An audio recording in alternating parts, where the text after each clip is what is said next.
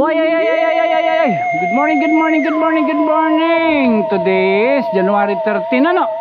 January 13, 2025. Time check, 9:34. Oy, happy birthday na yung mga aran. Ano pangalan mo daw? What's your name? Ano pa nga? Ano pangalan mo?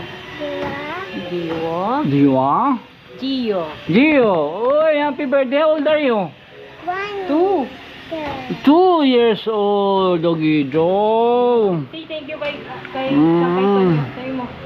Dahil dyan, may pa-birthday si Tonyo. Charot. Okay, may kwarta.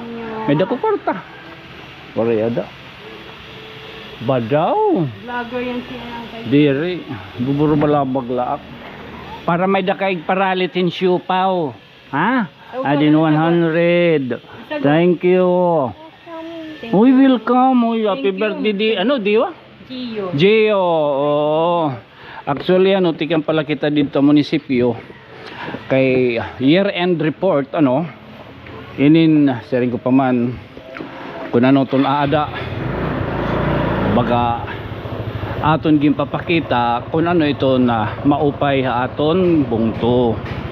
Oo, baga, year-end report, happy birthday. Year-end report,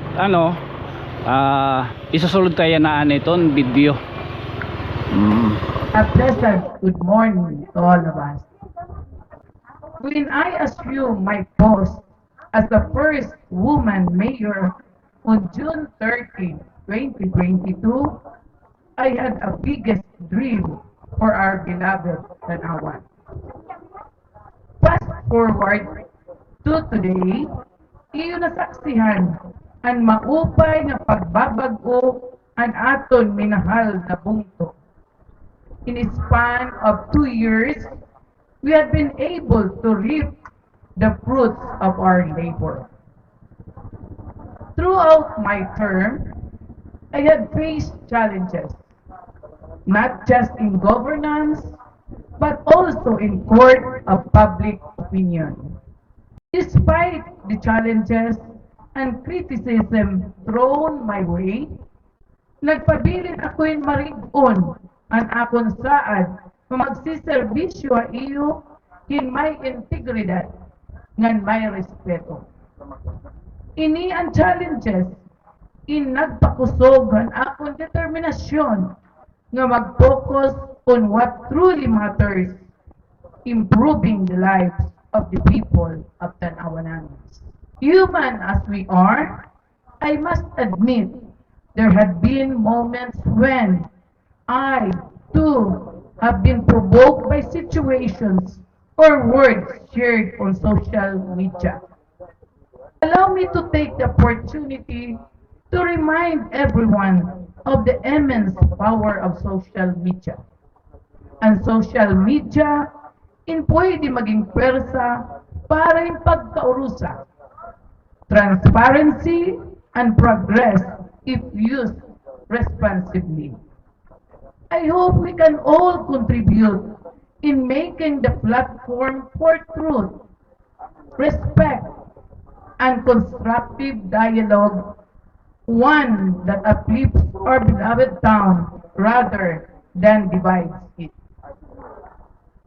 To those who have supported and believe in Mary Lou administration, and even to those who have expressed their concern or criticism, salamat.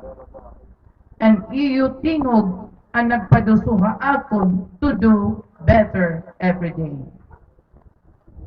On the other hand, under the banner of Better and Brighter Tanawan, we have worked tirelessly to bring lasting change of our municipality.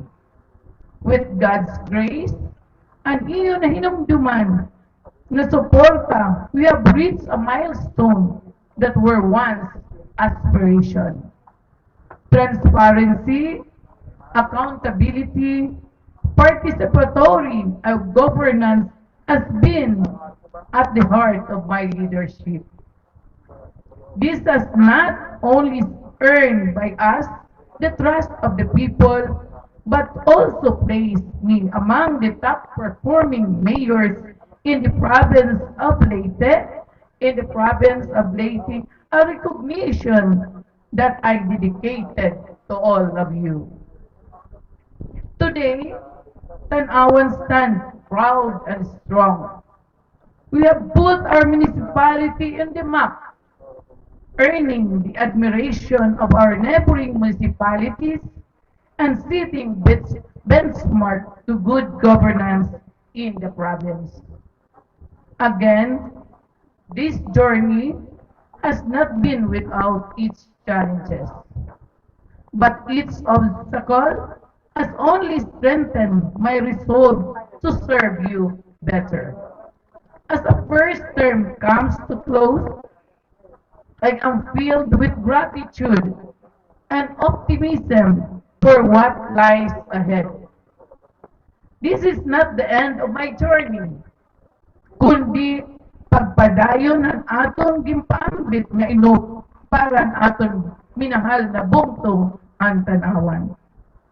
To my SB members, thank you for your hard work and dedication. I extend my sincerest gratitude for your unfaltering support in my administration. Your dedication to crafting and passing legislation that align with our shared vision has been a vital to the progress we have achieved together. To my dearest department heads, I extend my heartfelt gratitude for your tireless support, selfless cooperation, and loyalty, not to me, but to the people of our beloved municipality. Without your dedication and commitment, the Mary Lou administration would not have achieved the milestone we celebrated today. Your hard work, leadership has been instrumental in bringing shared vision of the progress of our life. To the mayor's office and staff, and to all LGU employees, thank you for your being my steadfast partners in service. Your efforts, both seen and unseen, in nakakahimo ng pagbabago ang kinabuhi ang aton nasasakupan. As we continue to move forward, I ask your continued support, dedication, and teamwork. In the spirit of unity, let us forge ahead for a better and brighter Tanawan, one that reflects the hope and aspiration of every Tanawananon. With your help, I am confident that we can achieve even a greater things in the years to come. As we raise our flag this morning, let us serve our symbol of our unity, resilience, and collective aspiration for greatness. We can achieve even greater heights, all for love, for a better and brighter Tanawan. So iyong tanan, thank you so much ang iyong suporta ng respeto na ipakita ang akin. Wari ko kukuha ilan bubunok. Kaya nalibang kita ng cellphone. Badaw to niyo. Sigang pala kita din Assumption Academy. Baga nagbuhatin sinisiring stand-upper. Malaga daw. May pa stand-upper. Kusugan bubunok yan na.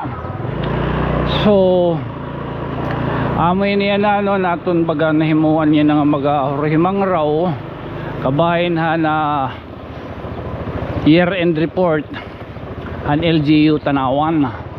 Good man ambot ko na naton binulad inabulkas kasi nahan kita ni kusyahin niya bado Oh. Oo, kasi nakanggitin niya na Nikos siya. Kaniyan talon uniform. Ambot kumbaga na ha. Bulkas. It naman? Adto pa man? Adto pa ho kuwan. Ay, binulkas. Oo. Maupay na klinabahan ah. Klaro. Wala hira sumirong. Oo. Ha? May da. Ngayon nalalala ko ka na ko lalat bubulyasan. Oh, bad daw. Ah, ito mapait ka wave. Ito man. Masira ka. Oh. Again, this been your friend from another stars. Ako yung magpapabiling lagyap niyo nga iubos sa sangkay. Ako yung sangkay to niyo. Good night, sweet dreams, mama. Chup chup, okay okay.